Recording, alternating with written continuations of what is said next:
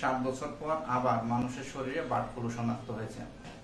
যাদের শরীরে শনাক্ত হয়েছে তারা 4 জনই শিশু এবং তাদের বয়স 1 থেকে 8 বছরের মধ্যে। এই পর্যন্ত দেশে 12 জনের শরীরে বার্ড ফ্লু শনাক্ত হয়, যাদের 7 জনেরই বয়স 5 বছরের নিচে। সেজন্য আইসিডিডিআরবি বলছে এটি শিশুদের জন্য খুবই ঝুঁকিপূর্ণ। আইসিডিডিআরবি ঢাকা এবং গাজীপুরের হাঁস মুরগির বাজারগুলোতে গবেষণা পরিচালনা করে। সেই গবেষণা পরিচালনা করতে গিয়ে তারা যে নমুনা সংগ্রহ করেছে তার 91% নমুনাতেই বার্ড ফ্লু পজিটিভ পেয়েছে। এসব বাজার থেকে সংগ্রহ করা মৃত মুরগির 50%-এরই বার্ড ফ্লুর টাইপ 5 পাওয়া গেছে। বার্ড ফ্লুর বিষয়টি কি বা বার্ড ফ্লু সম্পর্কে সবাই অবহিত আছেন, তবে এটি হচ্ছে মানে পাখিদের দ্বারা ছড়ায় এবং এর আগেও বাংলাদেশে ব্যাপক আকারে বার্ড ফ্লু ছিল। বার্ড ফ্লুর কারণে অনেক খামার থেকে মুরগি মেরে ফেলা হয়েছে, হাঁস মুরগি মেরে ফেলা হয়েছে। 2007 সালে প্রথম বাংলাদেশে বার্ড ফ্লু শনাক্ত হয়। তখন ওই বছর কিন্তু প্রায় 10 লাখের অধিক হাঁস মুরগি মেরে ফেলা হয়। এরপরে কিন্তু সবশেষ বার্ড ফ্লু আমাদের দেশে শনাক্ত হয়েছিল 2018 সালে, অর্থাৎ এ বছরের আগে শনাক্ত হয়েছিল 2018 সালে। ওই সময় মানুষের শরীরেও পাওয়া যায় বার্ড ফ্লু। তারপরে কিন্তু 7 বছর আর বার্ড ফ্লু তেমন কোনো দেখা যায়নি। 7 বছর পরে এই 25 সালে এসে, অর্থাৎ 25 সালে এসে যশোরে প্রথমে বার্ড ফ্লু একটি খামারে বার্ড ফ্লু শনাক্ত হয়, সরকারি একটি খামারে। তারপরে কিন্তু এই মানুষের শরীরে শনাক্ত খবর পাওয়া গেল। বার্ড ফ্লু হচ্ছে প্রাণঘাতী, কিন্তু বাংলাদেশে বার্ড ফ্লুতে মারা যাওয়ার কোনো তথ্য এখন পর্যন্ত পাওয়া যায়নি। তবে চলতি বছরে যুক্তরাষ্ট্রে একজন, ভারতে 2 বছরের এক শিশু এবং বাঘিনীর মৃত্যু হয়েছে। 24 সালে মেক্সিকোতে মারা গেছে। 2016 সালে চীনে মারা গেছে। চীনের যে বছর 2016 সালে মানুষ মারা যায়, ও বছর বাংলাদেশেও ব্যাপক আকারে বার্ড ফ্লু শনাক্ত হয় মুরগির, হাঁস মুরগির ইসে। তখন সেই বার্ড ফ্লু শনাক্ত হওয়ার কারণে হাঁস মুরগির যেসব জায়গায় ঝুঁকিপূর্ণ বা ছিল বার্ড ফ্লু, যাদের যেসব খামারে শনাক্ত হয় সেগুলো মেরে ফেলা হয়।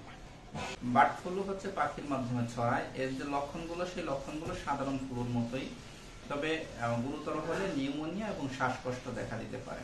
এছাড়া যে সাধারণ যেমন জ্বর, কাশি, গলা ব্যথা, শরীর ব্যথা, ক্লান্তি, এগুলো, মাথা ব্যথা, এগুলো অনুভব হবে বার্ড ফ্লু হলে। বার্ড ফ্লুর বর্তমান পরিস্থিতি জানতে আইসিডিডিআরবি যে গবেষণাটি পরিচালনা করে, এই গবেষণার সিস্টেমেটিক রিভিউ করতে গিয়ে তাতে বলেছে তাতে বলা হয়েছে যে বাংলাদেশে প্রতিরোধ ব্যবস্থার দুর্বলতার কারণে হাঁস মুরগির বাজার থেকে বার্ড ফ্লু ছড়িয়ে পড়ার আশঙ্কা আছে। এখানে যেসব বিষয়গুলো তারা উল্লেখ করেছে সেটা হচ্ছে যে অসুস্থ যে মুরগিগুলি, সেই অসুস্থ মুরগিগুলি বা অসুস্থ পাখিগুলি আলাদা না রাখা এবং যেসব খাঁচায় বা রাখা হয় জায়গার অপর্যাপ্ততা এবং এই যে ইয়াগুলো পরিষ্কার পরিচ্ছন্ন না থাকা, অর্থাৎ পরিষ্কার পরিচ্ছন্ন না রাখা, বজ্র ব্যবস্থাপনার যে বিষয়টি, সেই বিষয়টি তারা উল্লেখ করেছেন। বার্ড ফ্লু কেবলমাত্র যে নিম্ন এবং মধ্য আয়ের দেশগুলোতে হচ্ছে তা নয়। আইসিডিডিআরবি বলছে যে বার্ড ফ্লু এখন ইউরোপের দেশগুলোতেও হচ্ছে। চলতি বছরে এসে 8টি দেশে শনাক্ত হয়েছে 30 জন রোগী। তার মধ্যে কম্বোডিয়াতে শনাক্ত হয়েছে 14 জনের এবং বাংলাদেশে 4 জনের। বাংলাদেশের জনের শনাক্ত হওয়ার বিষয়টি খুবই উদ্বেগজনক বলে উল্লেখ করেছেন আইইডিসিআর এর পরিচালক অধ্যাপক ডাক্তার তহমিনা শিরিন। এই বিষয়টি নিয়ে আমরা বিভিন্ন বিশেষজ্ঞদের সঙ্গে কথা বলেছি। তারা বলেছেন যে বাংলাদেশে যেমন খোলা বাজারে হাঁস মুরগি বিক্রি করা হয়, মানে জীবিত হাঁস মুরগি বিক্রি করা হয়, উন্নত বিশ্বে এরকম জীবিত বিক্রি করা এবং প্রকাশ্যে বাজারে কেটে নিয়ে যাওয়ার কোনো সিস্টেম নেই আমাদের দেশের মতন।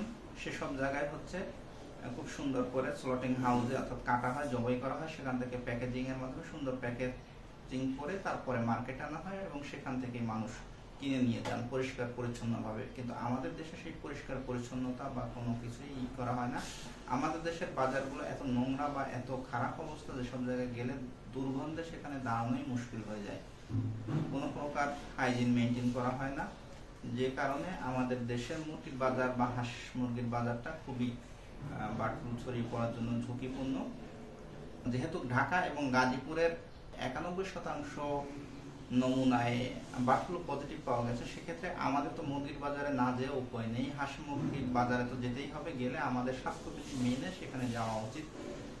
মাস্ক পরা বা একটু দূরে অবস্থান করা বাজার থেকে, অর্থাৎ মুরগির দোকানটা থেকে একটু দূরে দাঁড়ানো, এবং যারা ওইখানে কাজ করছেন তাদেরও উচিত যে তারা মাস্ক পরে এবং স্বাস্থ্যবিধি মেনেই সেখানে কাজ করা। শিশুদের বেলায় খুবই ঝুঁকিপূর্ণ, সেক্ষেত্রে শিশুদের কোনো অবস্থাতেই নিয়ে বাজারে যাওয়া যাবে না। শিশুদের বাসার বাইরে বের করলে, ঢাকায় যেহেতু বাতাস খুবই দূষিত, সেক্ষেত্রে শিশুদের যখন আপনি ঢাকার বাইরে বা বাসার বাইরে বের করবেন, অবশ্যই মাস্ক পরিয়ে বের করবেন এবং বাসায় ফেরার পর বা খুব সুন্দরভাবে পরিষ্কার সাবান দিয়ে হাত ধুয়ে দেবেন, যাতে শিশু তার হাত কখনো নাক, মুখ, চোখে মানে অপরিষ্কার হাতে স্পর্শ না করে। এই বিষয়টি সবসময় আপনারা খেয়াল রাখবেন। ইনফ্লুয়েঞ্জা এর আগে অ্যানুয়ালি 16% মানুষের ছিল, কিন্তু এবছর কিন্তু গড়ে 60% মানুষেরই ইনফ্লুয়েঞ্জা আক্রান্ত হয়েছেন।